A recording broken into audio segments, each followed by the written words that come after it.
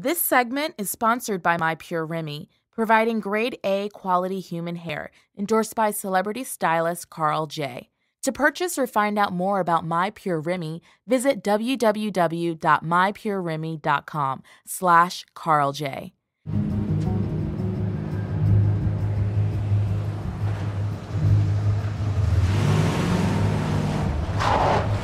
What's up, Houdini? You got something for me? What are you talking about? Come on, man. Just give it to him. Just come on, man. What are you doing? Yeah, I didn't think so. Say goodbye to Angie. Stop him! Don't! What are you doing?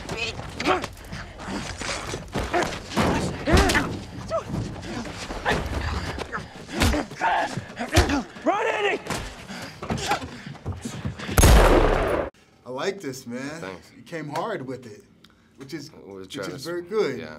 It kind of reminded me, though, it kind of threw me back to, like, I think it was like season 2 of The Wire. I know you're an HBO guy. Yeah. Kind of had that feel on the docks, and then you just take us behind the scenes, which is good, because it's a place not a lot of people get to go.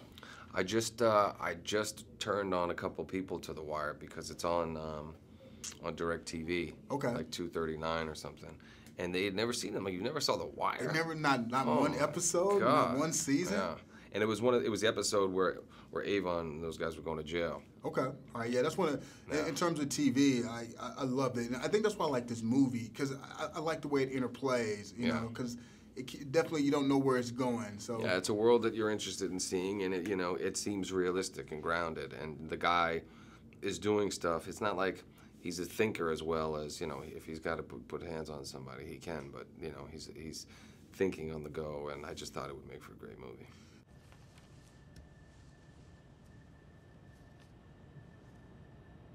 The van in D7.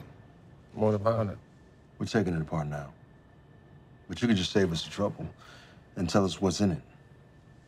I would love to help you, but I don't know what you're talking about. You think we're stupid? Who's Jim Lakowski?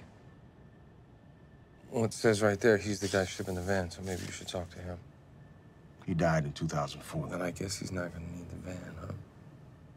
Now, you're listed as one of the producers. Were you responsible in bringing this cast together? Because that's one of the elements that really work best for the movie. I liked each character because they just felt right. Yeah. Well, that was the one thing that we kind of had to, impose on Balthazar, was that you have to hire this casting director that we work with all the time. Sheila Jaffe, she did The Fighter for us. She did Entourage. She did The Italian Job. She's just did the movie that I'm doing now with Russell Crowe. She's my go-to girl, and we sit down every time we talk about who we ideally want in each role. And usually we don't get our first choice, but in this time we did, because they all responded to the material. Okay, so it all played out the way you wanted it to play out. Yeah. Now, where'd you actually shoot everything? Did you actually go down? Yeah, we shot in New Orleans and Panama. Wow, those are very two sort of, I can't even think of the word to describe each of the cities, but they each have a unique sort of gritty feel to them. Yeah. But they're both beautifully exotic in some different sort of way. Exactly. You summed it up better than I could have. And going down to Panama, and even in New Orleans, it's like we're shooting a movie here in New York, and now in New York you used to be able to do whatever you want. Now there's so many restrictions. Right. And New Orleans, it's kind of back to that thing where they're excited about people being down there. They want you to go crazy. And then Panama, we just got the cameras and jumped in the van and just started going places and doing stuff. Now, when you went down to shoot New Orleans, what was your sense of the place? Because it's still not altogether fixed. No, but the people, they're so positive and optimistic and just happy. And they're hard-working people, so I loved it. I'm actually shooting another movie down there right now. Okay, so you're still showing the NO love. Yeah, that's good, I love man. Keep it up now. Yeah. That's a beautiful region.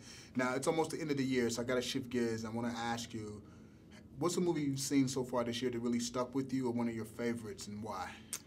I haven't. Well, probably the movie that I saw 4 times was Real Steel.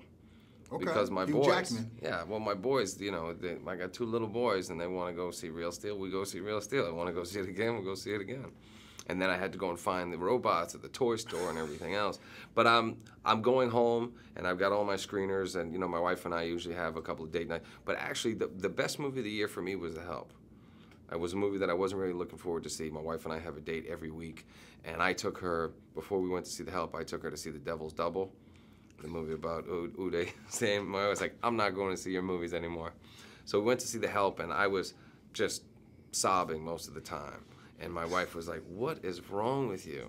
You're so soft." And I was like, "That was one of the greatest movies ever." The Devil's Double wasn't bad, and it's amazing that that's the dude from Mamma Mia. Yeah. I know. Yeah. No, he did a good job. He killed it. But, you know, I mean, I like those kind of movies.